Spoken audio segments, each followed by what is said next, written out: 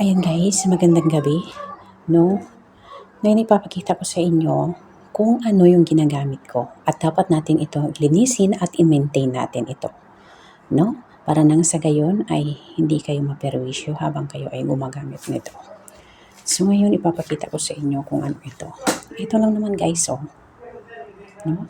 Diba tubig yung ginagamit natin dito at walang halong kahit na ano, tubig lang talaga siya guys. No, dapat nyo talaga tong tingnan at i-check.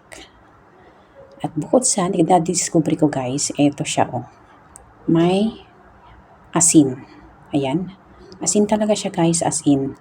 Kasi natikman ko talaga siya, napakamaalat niya.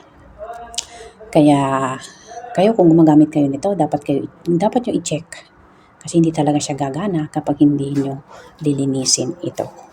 Ayan lang guys, maraming salamat sa panonood and good